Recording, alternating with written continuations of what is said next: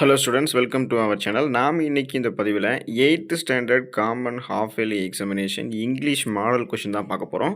இந்த கொஷினை பார்க்காம நீங்கள் ஹாஃப் இயர்லி எக்ஸாமுக்கு போயிடாதீங்க. நீங்கள் தான் மார்க் ஸ்கோர் பண்ண முடியல, பாஸ் பண்ண முடியலன்னு வருத்தப்படுவீங்க. இதில் இருக்கக்கூடிய ஒவ்வொரு கொஷினுமே உங்களுக்கு வருவதற்கு 200% வாய்ப்புகள் இருக்குது பசங்களா. ஸோ இப்போ பார்த்தீங்கன்னா நீங்கள் நம்மளோட சேனலுக்கு புதுசாக வந்திருக்கீங்கன்னா மறக்காமல் நம்மளுடைய ஸ்கூல் நியூஸ் தமிழ் சேனலை சப்ஸ்கிரைப் பண்ணி பக்கத்தில் இருக்கக்கூடிய பெல் பட்டனையும் கிளிக் பண்ணி ஆல் அப்படின்ற ஆப்ஷனையும் செட் பண்ணி வச்சுக்கோங்க. சப்போர்ட் பண்ணுங்கள். உங்களுக்கு வேண்டிய எல்லா அப்டேட்ஸும் நோட்டிஃபிகேஷனோட அடிக்கடி வந்து சேரும். மறக்காமல் டிஸ்கிரிப்ஷனில் வாட்ஸ்அப் சேனல் லிங்க் இருக்கும். அது நம்ம சேனல் தான். அதில் ஜாயின் பண்ணிக்கோங்க. உங்களுக்கு வேண்டிய எல்லா நோட்ஸ், எல்லா அப்டேட்ஸ், ஆன்சர் கீ எல்லாமே அங்கே வந்து சேர்ந்துடும். கொஷின் பேப்பர், புக்லெட்ஸ் எல்லாமே அங்கே வந்து உங்களுக்கு இருக்கும். வாங்க இப்போ நம்ம வீடியோக்குள்ளே போயிடலாம். ஸோ இப்போ பார்த்தீங்கன்னா இந்த காமன் ஹாஃப் இயர்லி எக்ஸாமினேஷனில் நமக்கு ஒரு குறிப்பிட்ட பாதி பாடம் வந்து படிக்கணும்னு சொல்லியிருப்பாங்க. அதுவும் இங்கிலீஷில் வந்து நமக்கு அந்த கிராமரு சில விஷயங்களை வச்சு நம்ம வந்து பாஸ் பண்ணிடலாம். ஃபெயில் ஆகக்கூடிய ஒரு சப்ஜெக்ட் இங்கிலீஷான்னு கேட்டிங்கனாலும் கிடையாது. மார்க் அதிகமாகவே ஸ்கோர் பண்ணலாம். ஸோ ஃபஸ்ட் நம்ம 1 மார்க்கில் வந்து கான்ட்ரிபியூஷன் பண்ணோம் அப்படின்னாலே அதிக மார்க் வந்து நமக்கு ஈஸியாக கிடைக்கும். அப்போது சினானிம்ஸ், ஆண்டனிம்ஸ் வந்து ஃபஸ்ட்டு நமக்கு வந்து கேட்குறாங்க இல்லையா? ஸோ சினானிம்ஸ் வந்து நம்ம வந்து எழுத வேண்டியது ரொம்ப ரொம்ப அவசியமாக இருக்குது. இதில் பார்த்தீங்கன்னா சினானிம்ஸ் வந்து கேட்டிருக்காங்க இல்லையா? ஸோ அந்த சினானிம்ஸ் வந்து நம்ம எழுதணும். தென் அதுக்கப்புறம் வந்து பார்த்தீங்க அப்படின்னா, உங்களுக்கு அந்த குறிப்பா பார்த்தீங்க அப்படின்னா, அந்த சினானிம்ஸ் வந்து ஒரு 5 கொஸ்டின் இருக்குங்க இல்லையா? ஸோ இந்த 5 கொஸ்டினுமே ஸ்க்ரீனில் தெரியக்கூடிய 5 கொஸ்டினும் ரொம்ப ரொம்ப இம்பார்ட்டன்ட் தான். நல்லா படிச்சுக்கோங்க.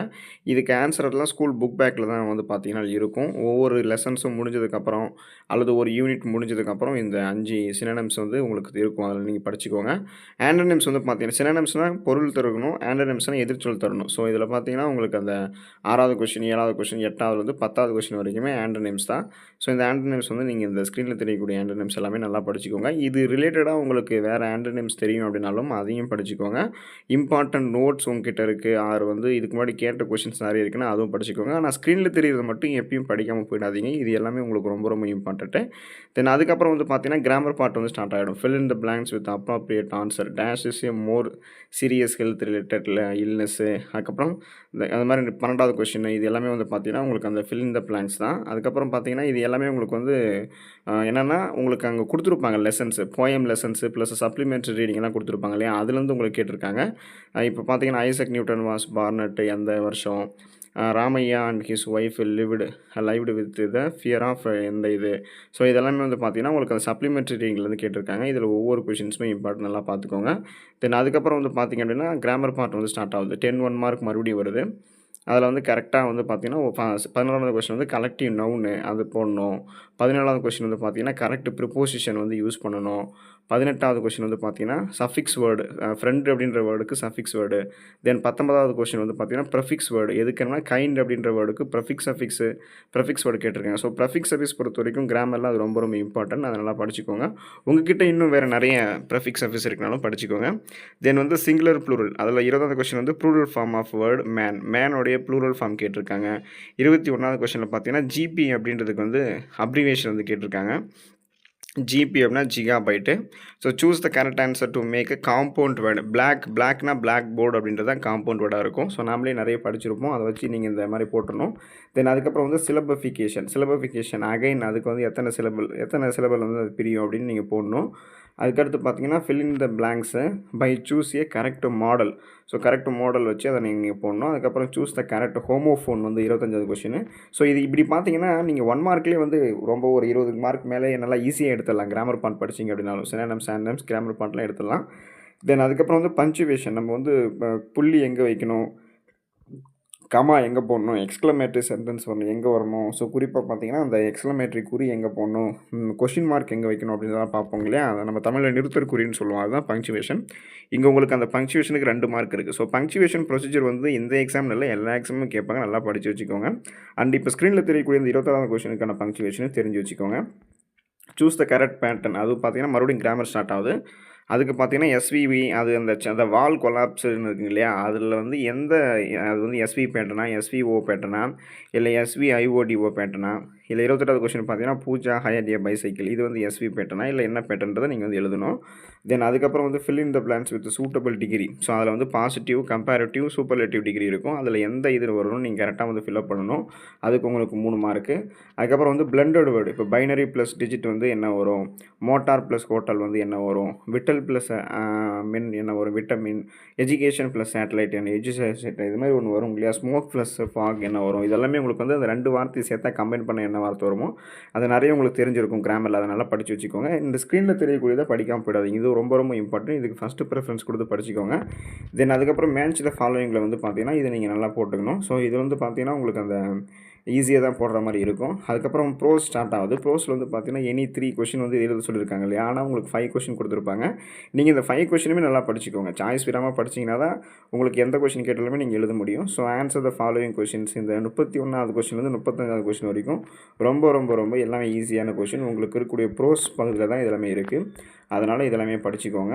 அதுக்கடுத்து பார்த்தீங்கன்னா answer any one of the following 5 mark. What are the safety measures to be followed for sunstroke, இல்லைனா explaining in detail how the author spends his afternoon அப்படின்னு கொடுத்துருக்காங்க இல்லையா? ஸோ ரெண்டுமே படிச்சுக்கோங்க. அப்போ தான் உங்களுக்கு ஈஸியாக இருக்கும். ஏன்னா நம்ம சாய்ஸ் விட்டு படிக்கக்கூடாது. எப்பயும் படிக்கும்போது சாய்ஸ் விடாமல் படிக்கணும், எழுதும்போது சாய்ஸ் விட்டு எழுதணும். தென் போயமுக்கான பார்ட் வந்து ஸ்டார்ட் ஆகிடுச்சிங்க இல்லையா? ஸோ இங்கே வந்து பார்த்தீங்கன்னா answer any 3 of the following கொடுத்துருக்காங்க. போயம்லேருந்து தான் இந்த கேள்வி கேட்டிருப்பாங்க. அப்போது இந்த மாதிரி லைன்ஸை வந்து உங்களுக்கு பார்த்தீங்கன்னா போயம்லேருந்து கேட்கக்கூடிய கேள்விகள் தான். இப்போ 36லேருந்து 42வது கேள்வி வரைக்குமே போயம்லேருந்து கேட்டிருப்பாங்க. அதை வந்து நீங்கள் எழுதிக்கணும். 3 எழுதணும். ஆனால் நீங்கள் மொத்தமாக 5 படிச்சுக்கோங்க. அப்போ தான் 3 எழுதுவீங்க. அதுக்கடுத்து answer the following question any 2 question match the rhyming words from the poem. So அதில் வந்து நீங்கள் எழுதணும்.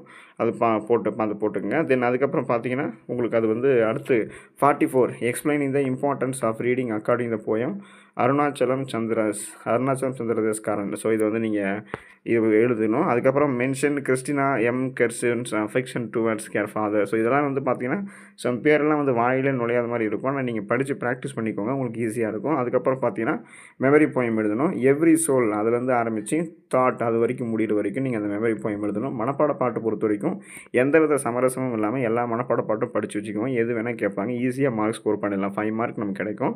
தென் வந்து சப்ளிமெண்ட்ரி ரீடிங் போனீங்கன்னா ட்ரூ ஆர் ஃபால்ஸ் வந்து கேட்பாங்க. அதாவது நாம் படித்த கதையை நம்ம ஒழுங்காக கவனிச்சிருந்தோம் அப்படின்னாலே இங்கே கேட்கக்கூடிய கேள்விக்கெல்லாம் நம்ம ஈஸியாக வந்து மார்க் கொடுத்து பதில் சொல்லிட்டு போயிட்டே இருக்கலாம். ஸோ ட்ரூ ஆர் ஃபால்ஸ் அதை தான் கேட்க போகிறாங்க. அப்போ கதையை நல்லா கவனிச்சோன்னா இது எழுதிட போகிறோம். ஸோ 47ல் இருக்கக்கூடிய எல்லா கொஷின்ஸ்க்கும் ஒரு மார்க் இருக்குது. 47A ஆரம்பித்து 47E வரைக்கும் நல்லா வந்து அது ட்ரூ ஆர் ஃபால்ஸ்னு தெரிஞ்சுக்கோங்க. இதில் இருக்கிறதாவது தெரிஞ்சுக்கோங்க. தென் மேட்ச் த ஃபாலோயிங்கில் வந்து பார்த்தீங்கன்னா அதுவுமே உங்களுக்கு வந்து அந்த சப்ளிமெண்ட்ரி ரீடிங்கில் தான் இருக்குது. அதை நல்லா வந்து நீங்கள் படிச்சுக்கோங்க. ஸோ இது ரொம்ப ரொம்ப ரொம்ப இம்பார்ட்டண்ட்டாக வந்து ஈஸியாக ஸ்கோர் பண்ணக்கூடியதாக தான் வந்து பார்த்தீங்கன்னா இதெல்லாம் இருக்கும். தென் அதுக்கப்புறம் வந்து கேரக்டர் ஸ்பீக்கர் ஒரு கேரக்டர் கொடுத்துருவாங்க, அல்லது அவங்க கொடுத்த வந்து அவங்க பேசின சென்டென்ஸ் கொடுத்துருவாங்க. அது எந்த கேரக்டர் பேசுனது அப்படின்றதெல்லாம் கேட்பாங்க. ஸோ அதுக்குமே நம்ம ரொம்ப இம்பார்ட்டன்ஸ் கொடுத்து படிச்சிக்கணும். நீங்கள் இது வரைக்குமே கேரக்டர் ஸ்பீக்கர் வந்து அப்ரோச் பண்ணதில்லை அப்படின்னாலும் ஸ்க்ரீனில் தெரியக்கூடிய இந்த கேரக்டர் ஸ்பீக்கர் அப்ரோச் வந்து நல்லா படிச்சுக்கோங்க. இதை வந்து நல்லா படிச்சிட்டிங்கன்னா உங்களுக்கு வந்து போதுமானது. நீங்கள் நல்லா வந்து ஸ்கோர் பண்ண முடியும். தென் அதுக்கப்புறம் வந்தீங்கன்னா read the following messages and answer the questions given below. இந்த பத்தியை படித்து பத்தியில் இருக்கக்கூடிய வினாக்களை கீழே கேட்டிருக்காங்க இல்லையா? அதுக்கு வந்து பார்த்தோம்னா நம்ம ஆன்சர் பண்ணணும். ஸோ இதில் வந்து இந்த கேள்விக்கு எல்லாமே பதில் வந்து இந்த பேராகிராஃபில் தான் இருக்குது. அதனால் பேராகிராஃப் ஃபஸ்ட் நல்லா நிறுத்தி நிதானமாக வாசிங்க. கொஷின் பார்த்துட்டு அதுக்கு ஆன்சர் போயிட்டு மேலே இருக்கான்னு தெரியாதீங்க. பேராகிராஃப் நல்லா வாசிச்சுட்டு அதுக்கப்புறம் கொஷின் வாசிச்சிங்கன்னா டக்குன்னு ஆன்சர் நீங்கள் எழுதிட்டு போயிட்டே இருக்கலாம்.